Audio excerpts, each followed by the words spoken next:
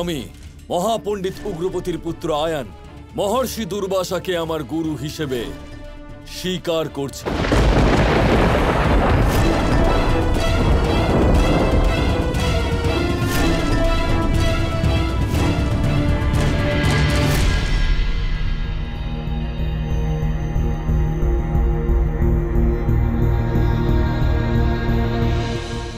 রাধা আর কৃষ্ণ, এবার তোমরা তোমাদের গুরুকে নির্বাচন করো। তারপর গুরু পূর্ণিমার সব বিধি শুরু করা হবে।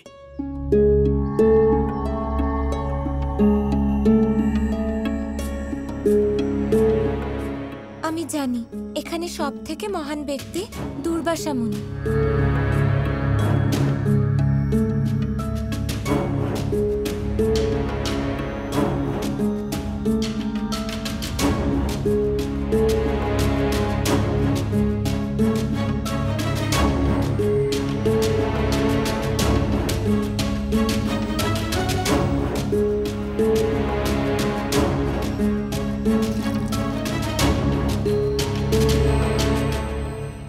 আমি আমার পত্নী ধর্ম পালন করার জন্যে আমার পতিকে আমার গুরু মেনে নিচ্ছি।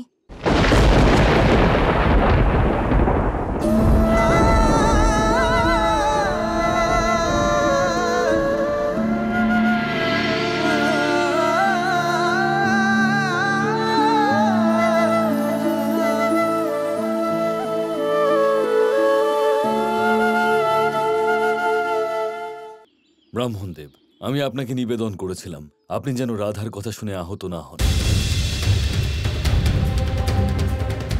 রাধা তো শুধুমাত্র তার পতি ধর্মের পালন করছে।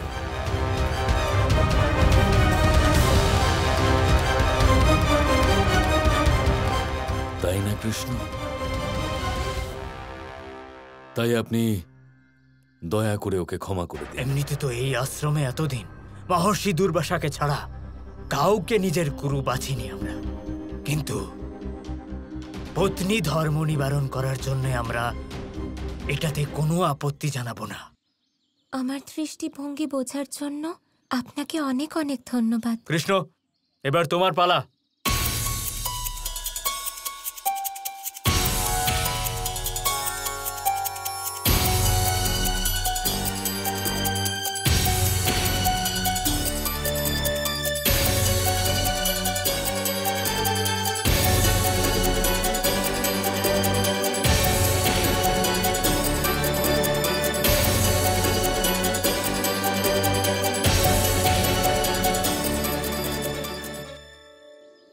আমি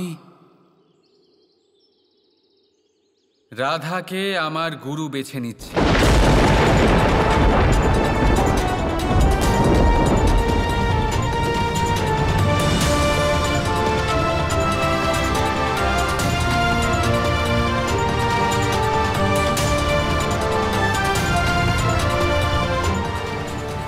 কৃষ্ণ, এটা কি রকম অভদ্র উপহাস?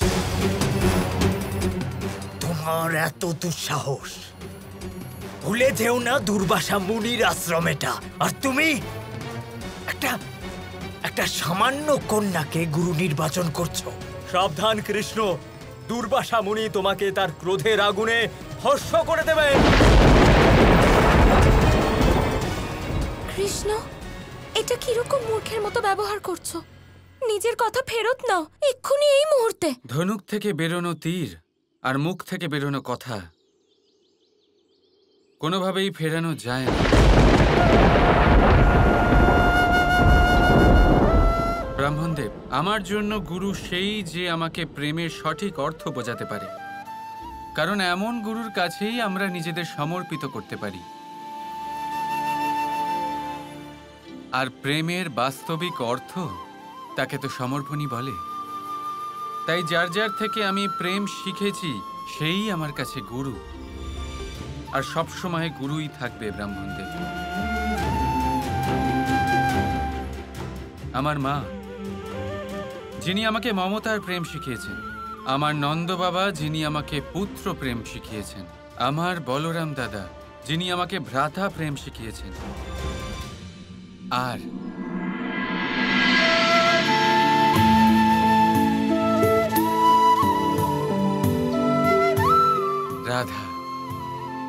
রাধা যে আমাকে অন্তরাত্মার প্রেম শিখিয়েছে।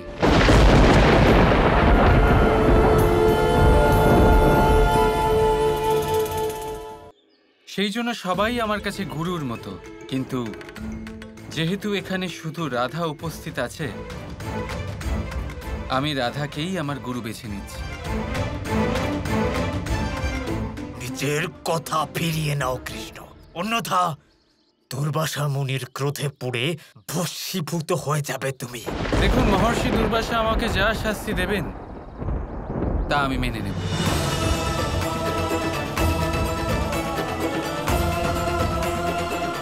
যেমন তোমার ইচ্ছে কৃষ্ণ।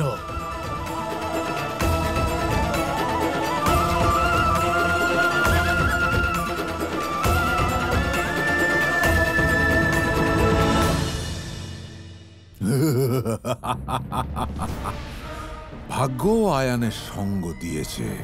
রাধা নিজেই আয়ানকে তার গুরু স্বীকার করে নিয়েছে। অনেক শক্তি থাকে গুরুর কাছে, আর আয়ানকে সেগুলো উচিত ব্যবহার করতে হবে, আর রাধাকে সম্পূর্ণভাবে নিজের করে নিতে হবে, দূরে রাখতে হবে ওই কৃষ্ণের থেকে। মহারাজ, আমাকে কি করতে হবে? তুমি এই ক্ষণেই আয়ানের কাছে যাও আর বোঝাও ওকে যে ওকে ওর গুরু শক্তির প্রয়োগ করতে হবে।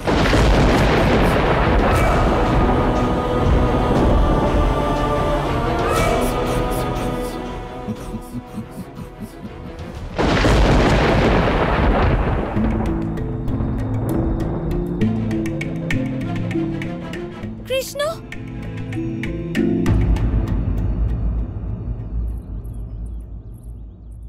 এটা তুমি কি করলে কৃষ্ণ? তুমি এরকম কি করে করতে পারো? আমি সেটাই করেছি রাধা, যা সকলের করা উচিত।